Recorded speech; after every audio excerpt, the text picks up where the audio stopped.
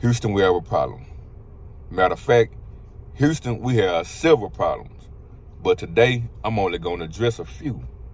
And I'm going to use sports, and I'm going to use Houston rap to help make it easier for you to understand where I'm coming from. I'm going to use sports, and I'm going to use Houston rap to help make it easier for you to visualize and conceptualize where I'm going. Let's take Houston rap first. Lil Keke, arguably one of the hardest rappers out of Houston.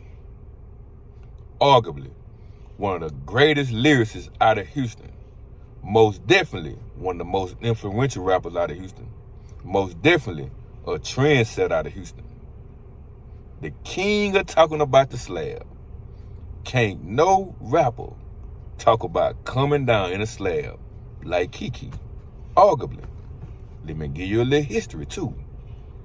At the beginning of his career, when he first started freestyling on them screw tapes, at the beginning of the screwed up click era in Houston, we had Southside and Northside beef going on at that time in the early 90s.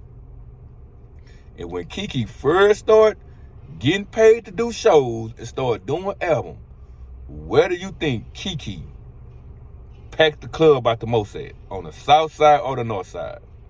Where do you think Keke sold the most albums at? On the South Side or the North Side? And think about this. One of his most popular songs is what? The South Side. Because that's where he's from, right? Where do you think he sold more albums at? On the South Side or the North Side? The answer, the North Side. And you can listen to some of his old interviews. He's saying the same thing. Keke sold more albums, got more love on the North Side. Why you think that is? Why you think that is? Because at the beginning of his career, when he first started freestyling, talking about coming down in a slab, at that time, Keke didn't have a slab. So it was hard for people that knew him to accept him getting a screw high flowing about a slab when he didn't have one. Even though his partners had slabs. He had slabs he can come down in. At the time, it just wasn't his slab. So people had a hard time accepting it. Why do you think most of the time when a rapper make it big, you got people from their neighborhood gonna make a video and say what? Man, I remember when he ain't had nothing. Now all of a sudden he a dope boy. Now all of a sudden he this. I remember when he was scary. I remember when he couldn't fight. I remember when he was dirty. Where I'm going with this is this. On this Set 'em Free Friday, most of the time, those people that we have past history with have a problem accepting what we're trying to go in the future. Most people that we have past history with, they can't see past your past history. See, a lot of times people can't see your vision because they seen you before the vision. That's why most people blow up outside of their neighborhood, outside of their city. Because people in your city that seen you come from nothing, they have a hard time accepting you going from nothing. See, they can see you come from nothing, which is cool. They have a hard time accepting you moving on from nothing. So on this Set 'em Free Friday, let me tell you this. This is where we go wrong.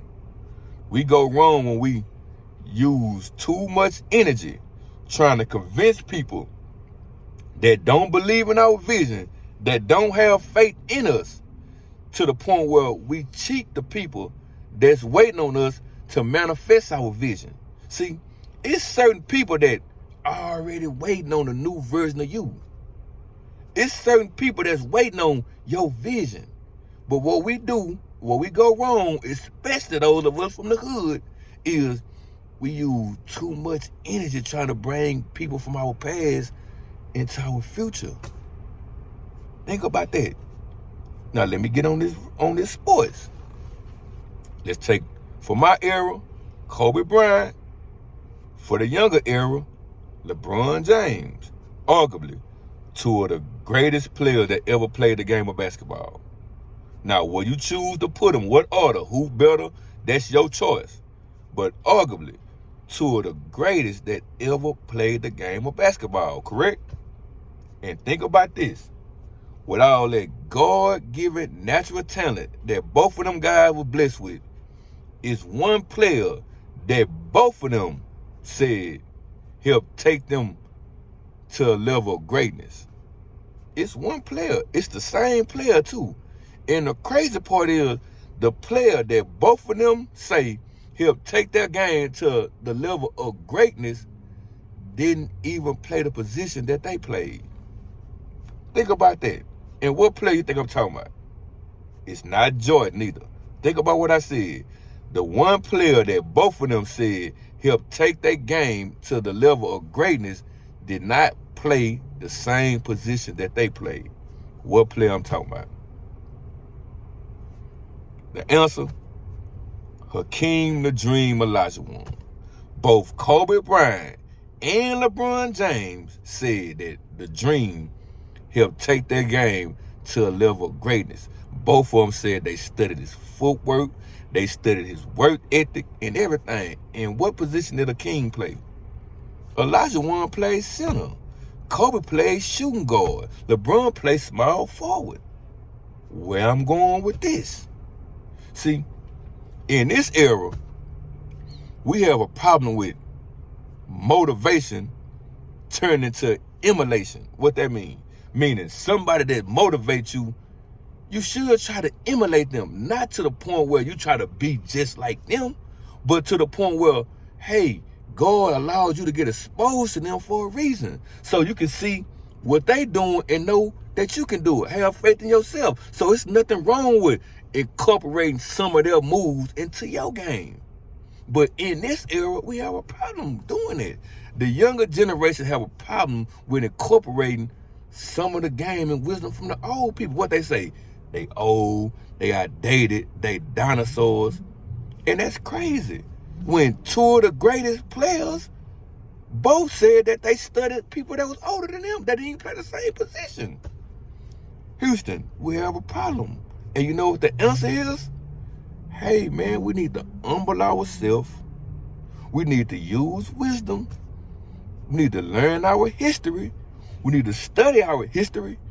And we need to get in the right room, in the right situation with people that can help elevate us to the next level. Don't be insecure. Sometimes we be insecure to the point where we miss our blessing. It's the reason why God allows you to get exposed to certain people. Not for you to hate, but to motivate, to inspire, to show you that, hey, man, if they can do it, you can do it.